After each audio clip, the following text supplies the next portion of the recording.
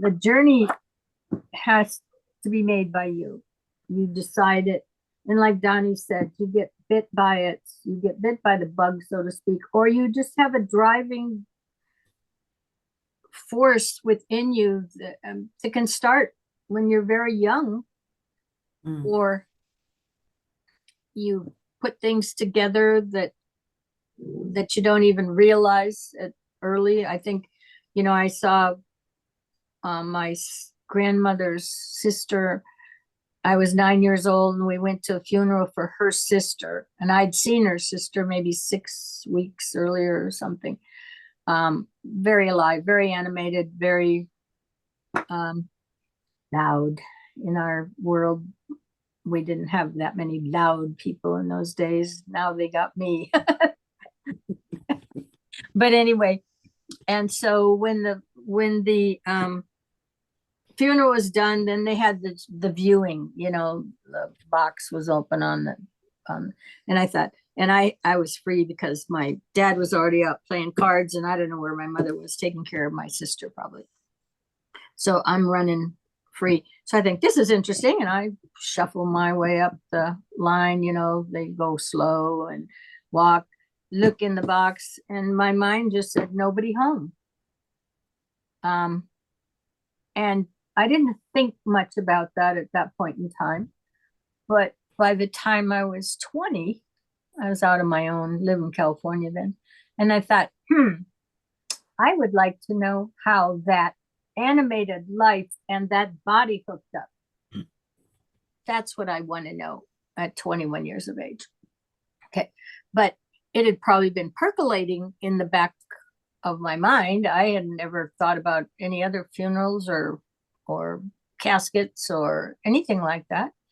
But my mind, my consciousness had, because that's certainly one of the elevated events in the spiritual world, right?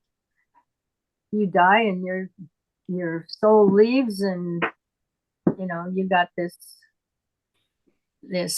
actually, when they cremate them now, I mean, it's more ash and it's heavier than you really think. But anyway, so if you put the material in, that consciousness is going to work with it. And that consciousness is through the entire universe. DK will tell you in one of these books that where our history is kept up to date every second,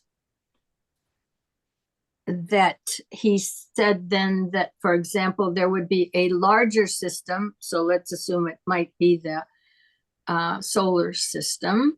And there is some consciousness that is fully aware of everything that's going on in that solar system all at the same time and has a record of it. And then he goes on to talk about, then there's other systems that are much larger that encompass more of what's out there, until he indicated that at its grandest state, there is a consciousness that has complete control, understanding, awareness of everything in the universe, always. And I think he makes some remark about can you imagine that? In other words, a conscious awareness of all of that at one time. But I think it's quite practical. I wouldn't doubt it one bit, because that's basically the capacity of this entire system. And it's going to be conscious because it's alive. It's all alive. So when I talk about life, I usually talk about it with the big L. In other words, it really is the life force. And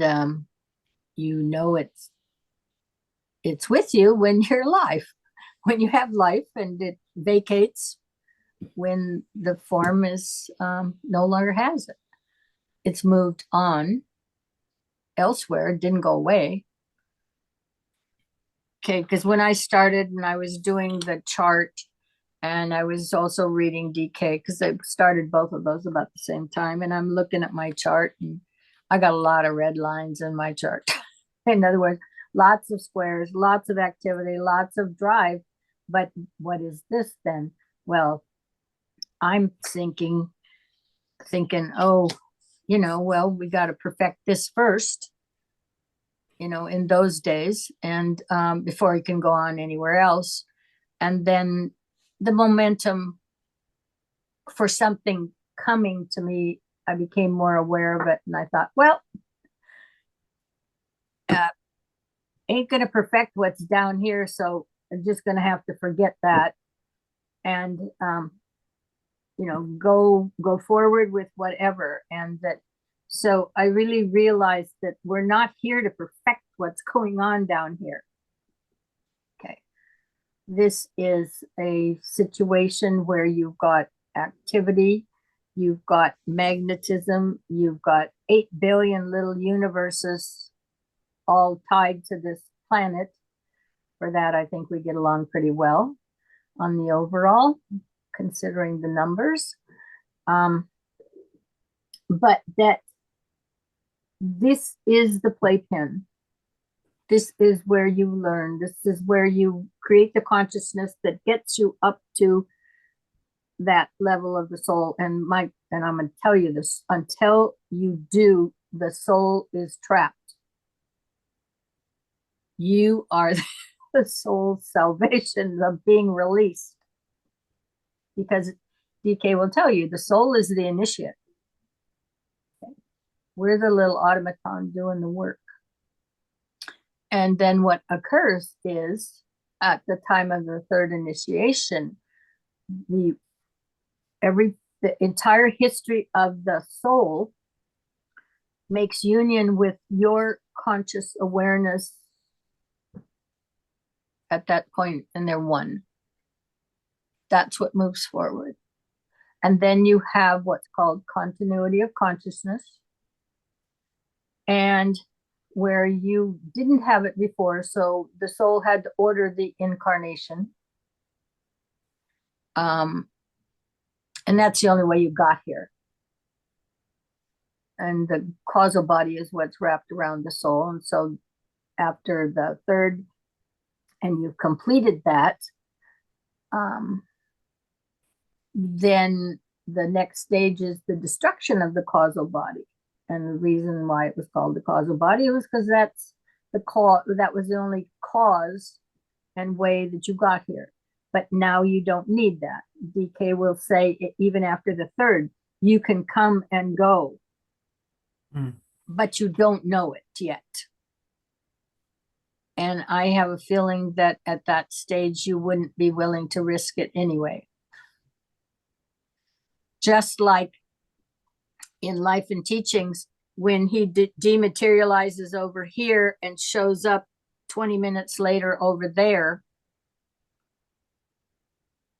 would one be willing to risk that now if they could get the dematerialization stage? Can they guarantee they could show up at the other end? In other words, it's early on in the game. You might have the skill to do it, but and later you end up out into realms that we don't know anything about, fully conscious. And well, the choice comes at the 6th. Okay, well, you can't stay here, so which place would you like to go to? So you're asked to make a decision with almost blindly, because you don't know much about it, and they don't tell you much about any of these. They just say follow your heart, intuition, whatever. You decide where you want to go. You don't have any clue what you're going to do or where you're going. But how in the world can I get sent off this planet and do something somewhere else? How could I possibly do that? Kind of questions. And eventually those questions get answered. But it's quite a journey. It generally takes nobody has ever said it's a short-term run. It takes many many eons of lifetimes to work up to that.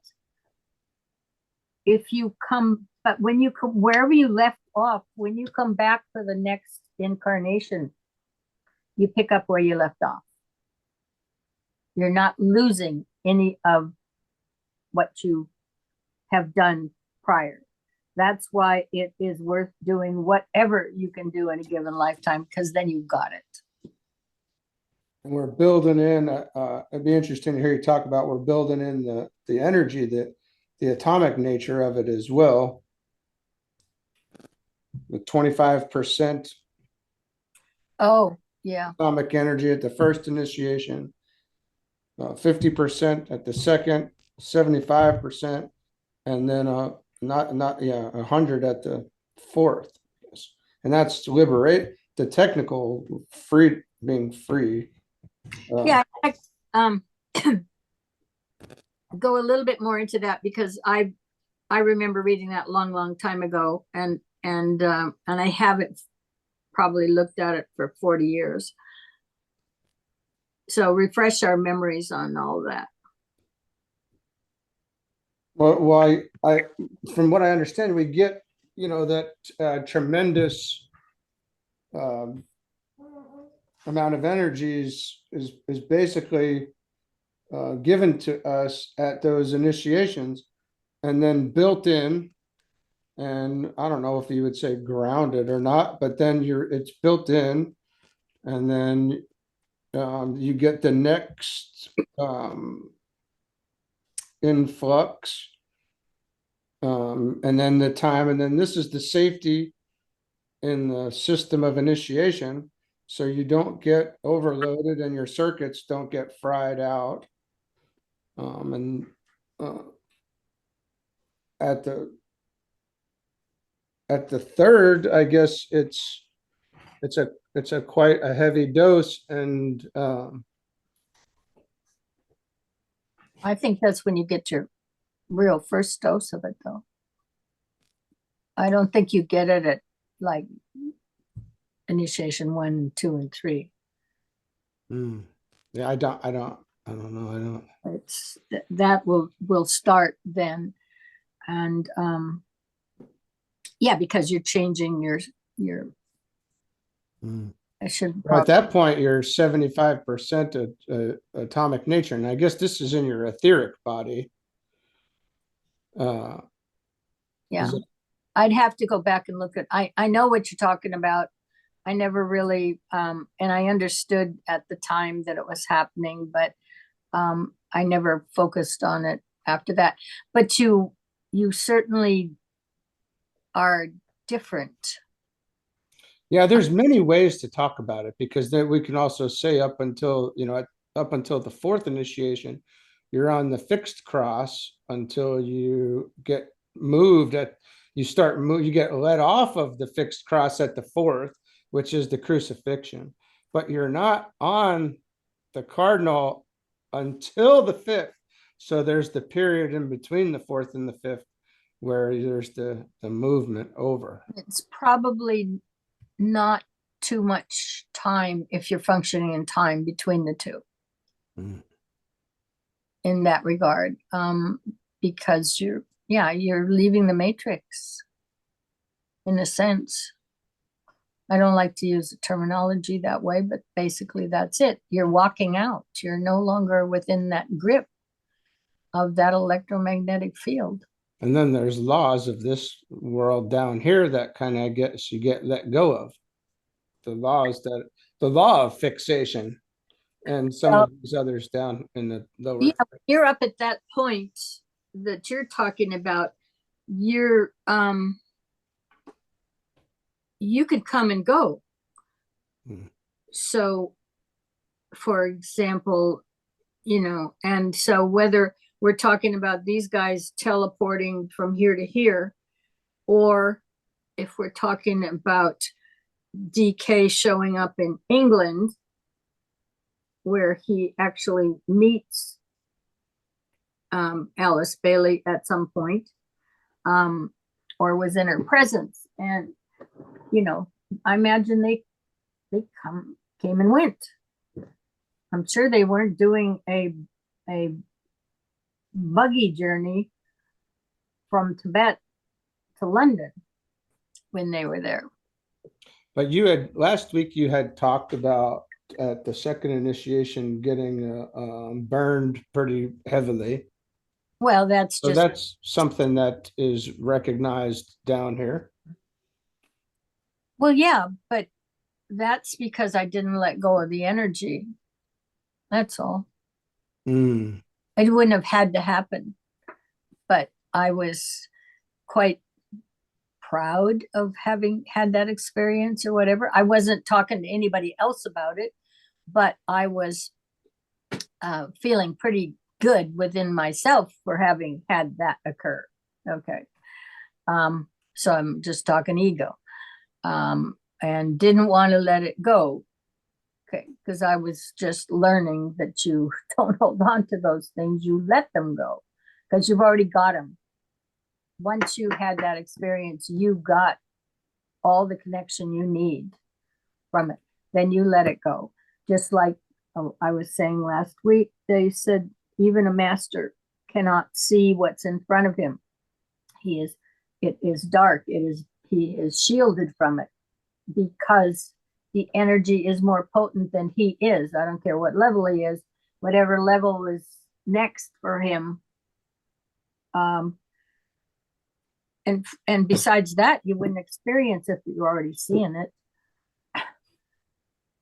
You know, you wouldn't be working your way into it and taking all the steps that you need to get there, so you're not so damaged, potentially damaged, and you're never, that connection is meant to be just a very infinitesimal connection, and you've got it. The initial hit, the initial contact. And the key to really understanding that is when he makes a remark about the because you're creating in the third, you're creating the anakarana to go wherever you're going, because you're going beyond where we are. You're going up into the fourth, to the spiritual triad. It's like fly fishing. Okay. And it's white. It's created out of white. But he says, no matter how tenuous the one to the atmic plane is, it's sufficient. And because it's so much farther, yes, that anakarana is much thinner and is very tenuous. But he said all you needed, the only important thing was you made the connection. You made the physical contact, well, physical to us, but you made the contact. Okay. Because then that conduit is there, and there'll be the exchange or whatever the process is to build in that energy into your conscious awareness. And I don't know what the words would be for that process. Because again, he's saying at a certain point at your brain, you can't record those levels, what's going on in those particular areas.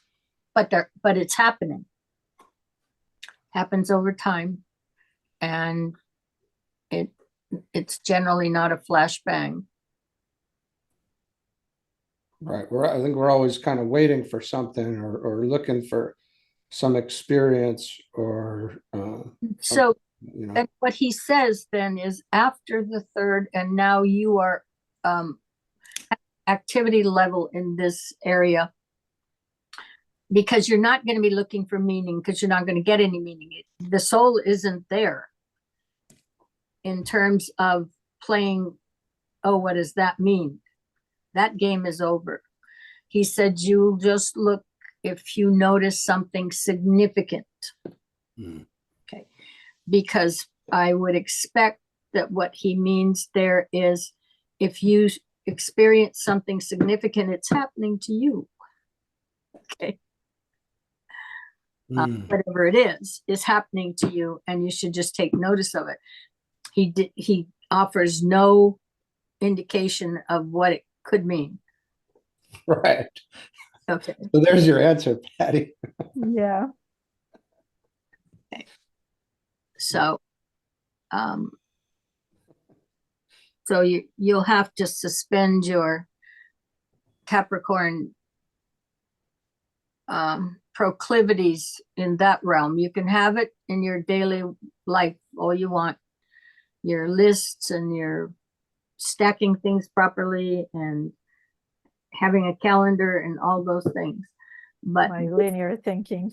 you just have to shovel it in and forget it. But the keys, the initial keys before you're going to end up much of anywhere is going to be by building the material in, just reading it, letting it settle in. Like I said, every so often, then you, for some reason, you start thinking of this or that, or have a conversation, and you find out you know so much more than you ever thought you did, because you'll start talking and it'll come out. And now you have an awareness of this or an awareness of that, and the early understanding of that is you read a few pages of DK to start with, and you come back a week later when you're gonna, because we used to do this in group once a week, and we'd be looking at this stuff and say, we didn't read this last week, or I don't remember that. That's not what that said. Okay. But what is done is those words invoked going and finding more about the subject and bringing it back to you in a better perspective than you had when you first read it, because you've now got more information related to it, so your perspective changes, and you don't recognize those words at all.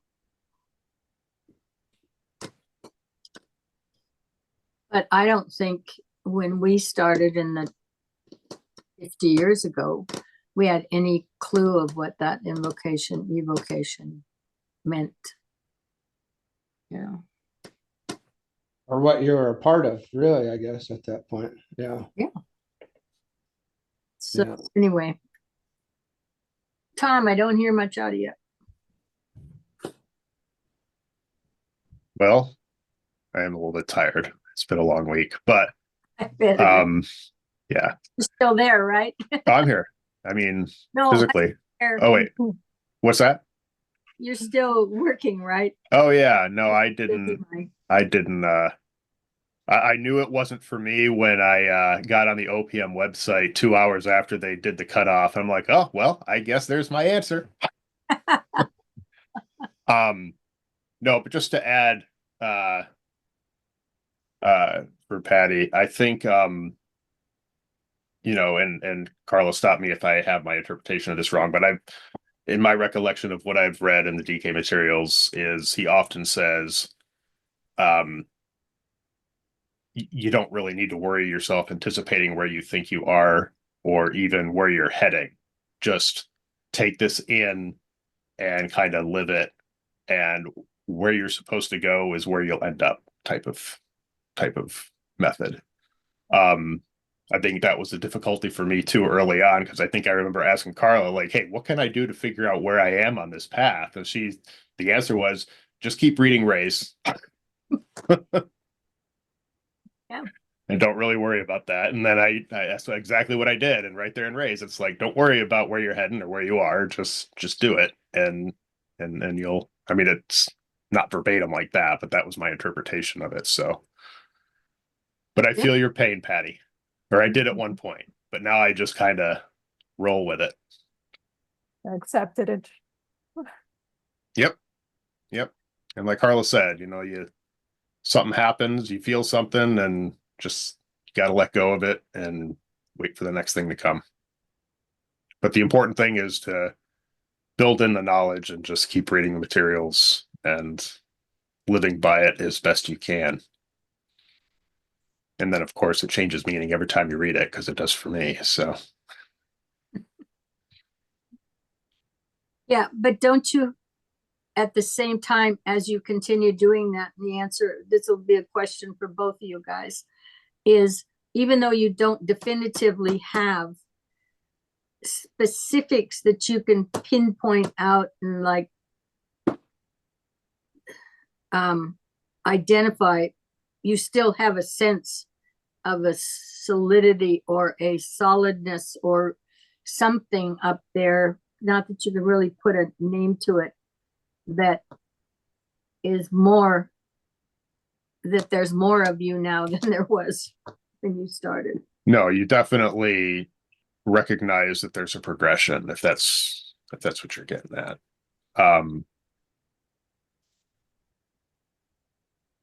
Yeah, I'll just leave it at that. Might not know definitively what that means in terms of, you Yeah. know, which of these 7 levels I'm at, but there's definitely a recognition of a progression and an understanding that once you've really, you dig down and you're serious about treading on this path, there is no turning back. I mean, there can be some hurdles along the way that make you feel like you're going off track, but ultimately you're staying on course.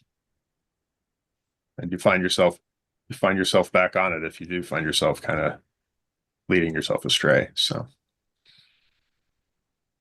And Moria will say every once in a while you got to hang it all up and just mm-hmm. go away from it for a while. Yep. And that certainly does happen. Yeah. So It's funny because then in like a year or two, it's just all so simple. mm-hmm. You'll see the patterns of the reading come in. You'll read a whole bunch. I say, oh, I need to take a break. Then you find yourself watching a couple movies or doing something that you just weren't doing because you're just letting it sit. And then you'll have your little expansion or whatever.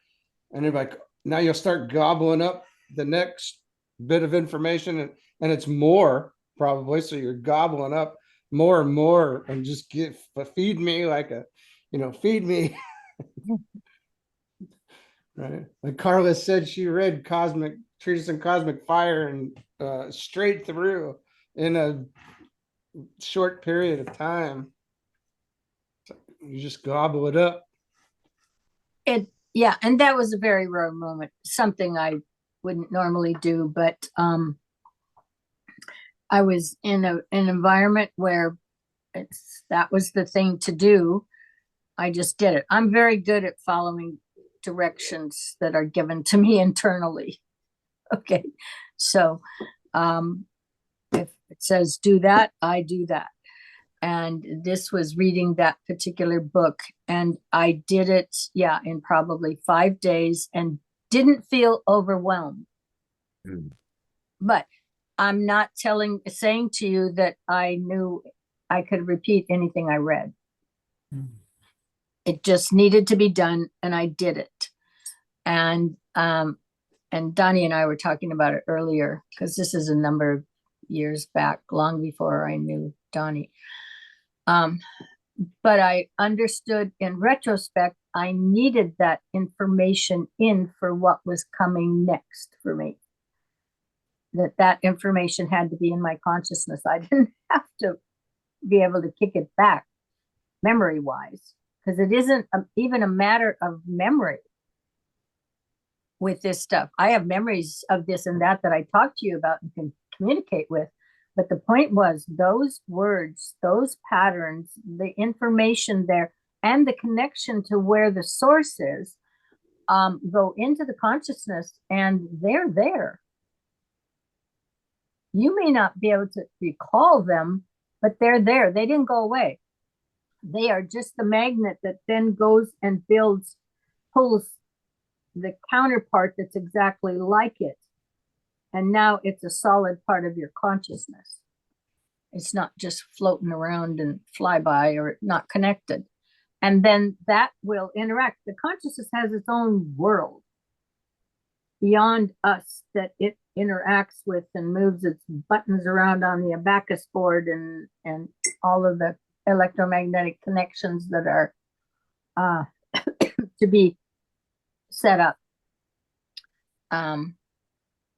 So it's we're not directing that show.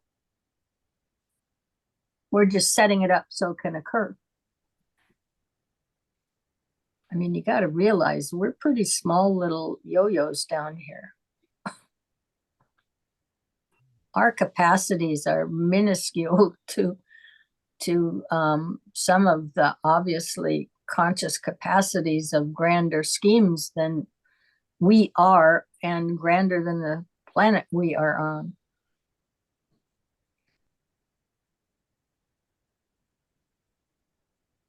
But you're working your way up there. I think, there's been such a stigma or something put on spirituality by the East, where you got somebody in a robe with, you're doing your sadhanas, and you're having your followers sitting out in front, and you're going to touch the feet of the guru, and this very devotional practices, and the whole Piscean thing, and we expect people to say certain things or be able to touch your ajna center and send you out into the cosmos or something, and somebody else is going to do it. There's so many misconceptions, and then we expect when we meet somebody that they're going to say certain things a certain way, and it's not going to look like this or that. And we set up these ideas, and it's just not any of that whatsoever at all.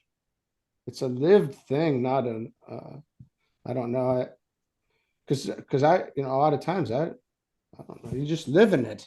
Mm-hmm. I think you and I, Donnie, have talked a lot about how no matter what we think this is, it's never what it's never ever what we think it's supposed to look like, right? No, because I think we've said, I wake up some days and I'm like, oh, it's not anything that I thought it was for the last 48 Right. years. And I have to, I'm like, oh, it's none of that. Oh, wait. So I didn't understand, anything.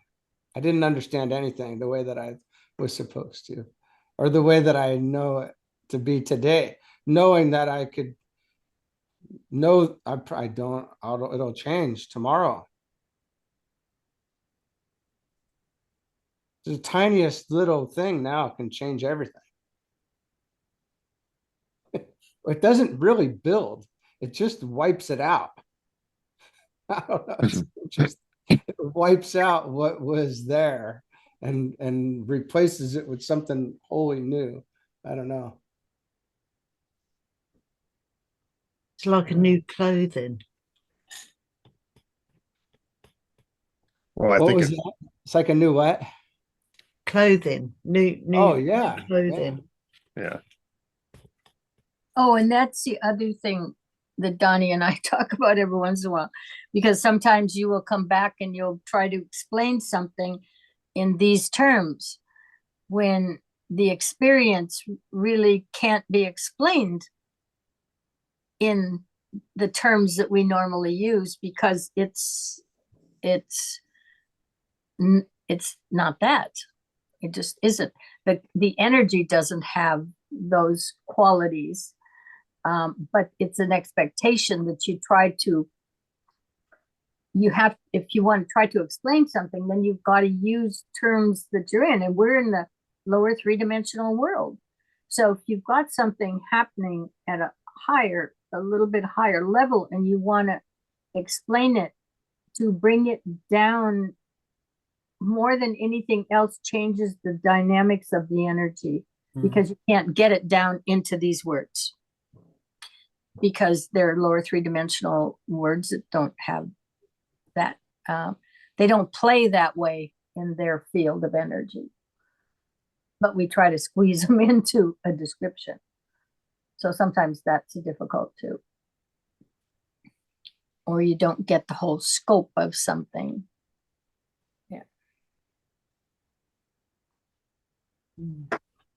Well, and it really is an energetic thing too, where is it you're building in the energies. I mean, I sense that more than anything, I suppose etheric in my etheric body.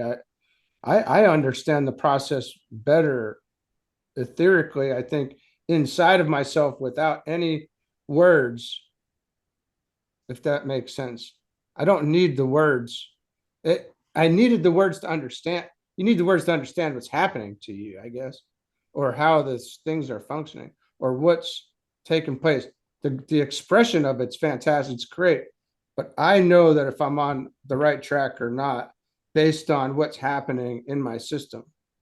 And I don't know. And we've said that many times. I don't know how other people experience it. That's just how I experience it. In fact, that's a very good subject to go on. Is different people experience things differently, and they have different phenomena. Your rays, for example, are all experience differently. For example, first ray does not see things. The eyeballs can see colors, but in the imagination, it does not have color. Okay. It's not going to create the forms and stuff.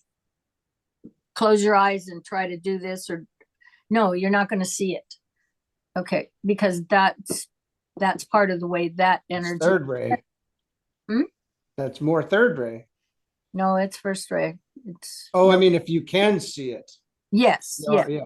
right. Okay, so the point is that each of the ray structures expresses a little differently down here. And so, again, there's not going to be any absolute degree of uniformity between anybody. You know, there's no guarantee. Yes, we have commonality, but everybody's got the those etherics and those rays, okay, for their body. And I haven't really seen a good way to test that. So I've never really counted on it. I had it done when I was young, and I don't even know who it was. They said, "Oh, so and so is here. Just fill out these forms." And I got the answers back, and I looked at it, and I remembered what they are.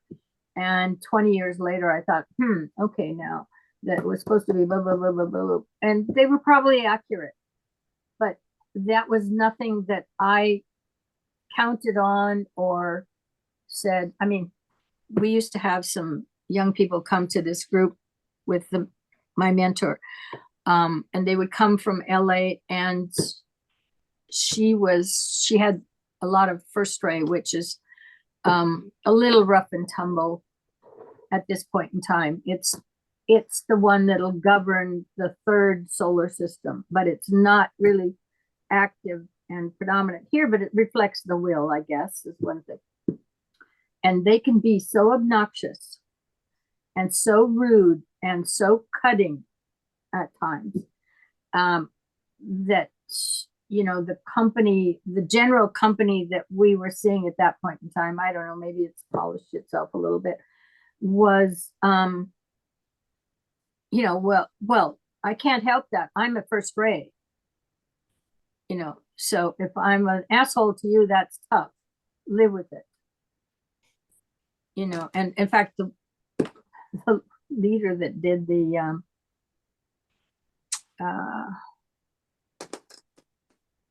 masonry, because, you know, DK wanted the masonry redone.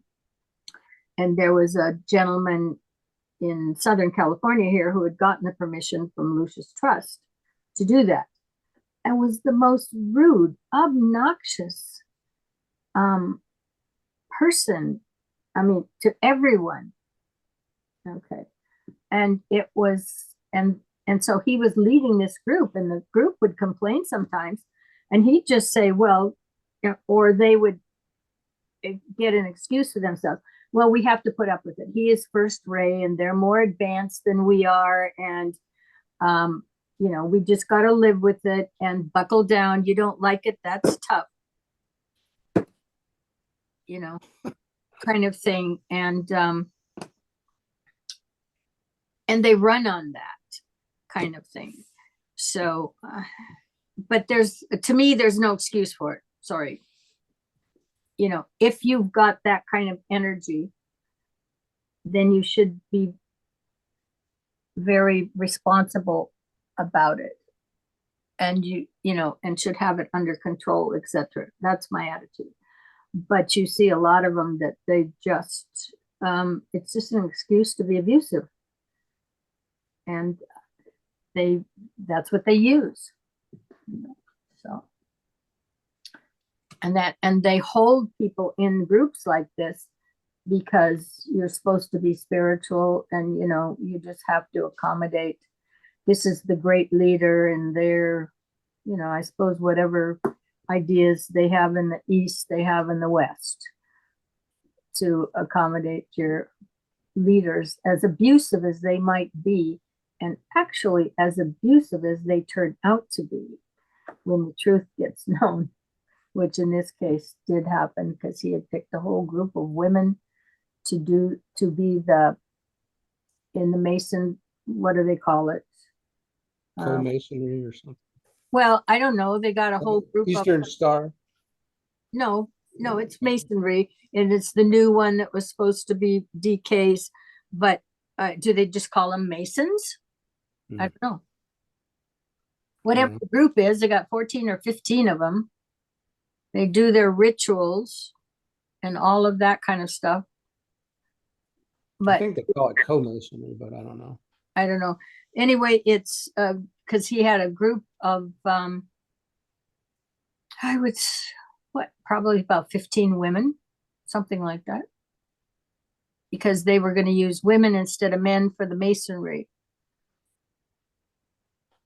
So I don't have to explain the abuse that eventually happened. Mm. Well, it's a harem. Yep. And they found out it was too. I mean, now everybody knows, but it was just, I don't, it's not my opinion that you need to use any of that as an excuse to be rude or anything else. Well, that wouldn't be the behavior of a higher level initiate. No. Not a chance of that. Yeah. You wouldn't let that energy loose because it's very destructive. Yeah. It's the nature of that energy because we're not ready for it yet. And so but it's got to come in little by little in the same way. I'm jumping now, but when they talk about the Manu has got the foundations for the 5th race and is starting to build a little bit of the foundation for the 6th. In other words, you come in very gradually, and the first ray is the same kind of thing. Yeah, you let it loose and it's really, it literally burns people if you blast it out like that. Hmm. And the will is very different here than it is above these lower 3 realms. It's used very, very differently. But it's kind of squeezed into this lower 3 dimensions.